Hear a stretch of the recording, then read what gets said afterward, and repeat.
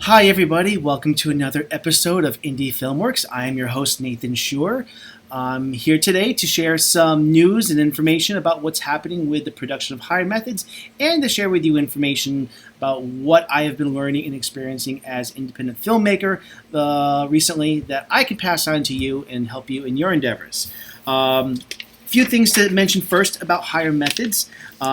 We have two roles that we are still auditioning actors for, and one is the role of Catherine, which needs to be cast for an actress probably between the ages of 18 and 25, and there's another role for a male actor, probably age range 23 to 35, in that range roughly.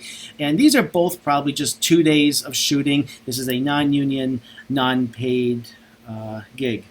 And I will have some information below that will give you some more information about the roles and where to send your resumes and headshots. Some news about locations for Higher Methods. Recently, we had a tech scout in Attleboro, Massachusetts, and there was this warehouse that we were looking at, hopefully to use it for a few locations. We discovered that this warehouse had many different looks to it, and the owner was kind enough to offer to us to use it for an entire week for free. And this is huge because we are now able to consolidate a lot of our needed locations into this warehouse, which has so many different looks to it that it's going to work out great. The important thing to take away from this is that originally this was 81-page script with about 22, 23 locations. It was going to be very difficult having to do many company moves to go from place to place to place, wasting a lot of time in traveling, wasting a lot of time moving in and out of locations. Now that we are able to consolidate a lot into this warehouse and two other locations, we will be able to leave our gear overnight in this place, and that saves us tons of time moving in, having to move stuff out, and able to just walk away from set at the end of the night and not have to worry about securing everything. So this is a great thing, and I would encourage anybody who is on this level of filmmaking, find locations where you can use it for multiple uses, pretty much. We are now down to about 3 main locations for Higher Methods, in Attleboro and West Warwick for another 5 days, and Seekonk for 2 days. So it's going to help a lot. What else? So another thing I wanted to mention is I've been listening to a lot of podcasts recently. I've always listened to a lot of podcasts, but I'm listening to more and more geared toward independent filmmaking. And there's a few that I wanted to highlight that I am getting so much great information out of. I just want to share it with all of you so that you guys can tap into what they're talking about. The Indie Film Hustle podcast, hosted by Alex Ferrari, is amazing. He podcasts probably once or twice a week. It's amazing. And the Film Trooper podcast, hosted by Scott McMahon, and the Indie Film Academy podcast, hosted by Jason Buff. These are the 3 that I listen to the most, and the wealth of information that they share with you it's unbelievable. I've learned so much in the last year listening to these podcasts than I probably would have just figuring things out on my own. They interview professionals, they interview other independent filmmakers, and it's just a wealth of knowledge. Another thing I wanted to mention, a couple films of mine have been getting into some film festivals recently, which is great, but originally, when they got into these, and there's one that got into 2 film festivals in North Carolina, and 2 of my films got into a film festival in Wisconsin. It was really bugging me that I wasn't able to go to these, and I actually tried to find ways of traveling, like touring, with these films to be there to help promote them and network.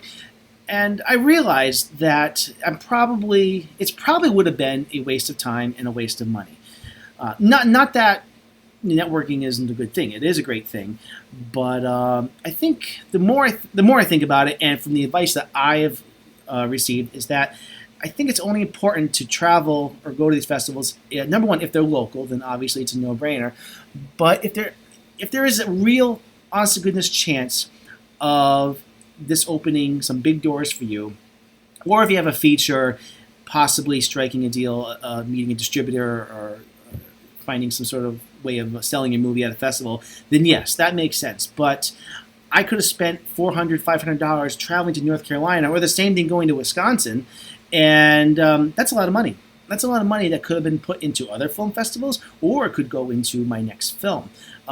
Just what I'm trying to say is be wise about spending that kind of money to go with to the travel of a film. As tempting as it is, I figured out that saving that money, that $500 or $400, could go a lot further, steering it toward other places. So that's the big thing I want to mention.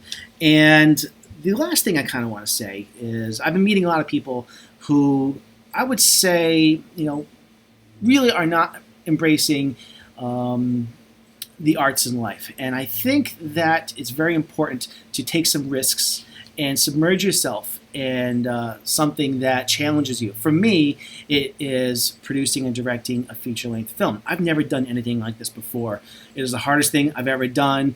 It is a gigantic undertaking, and I have no regrets about doing it. I know it's going to work out, but it is hard work, but it's fulfilling. It's something that I will be able to look back on and look at like I did that. So everybody has different things they can get into, whether it's music, whether it's dance, whether it's painting, whatever it is. Take a risk, try something new that you haven't done before, get out of your comfort zone and try something like this. Because if you don't submerge yourself to some degree in the arts, I think you're missing out on really what life is all about. So many people just go through life on a one-track mind, just doing the bare minimum, which is nothing wrong with that, but I think you're missing out on a lot. And I'm not saying you have to spend hours and hours and hours of your time doing this, but keep your mind open and try some new things. I think it's worth it. That's really all I had to say today.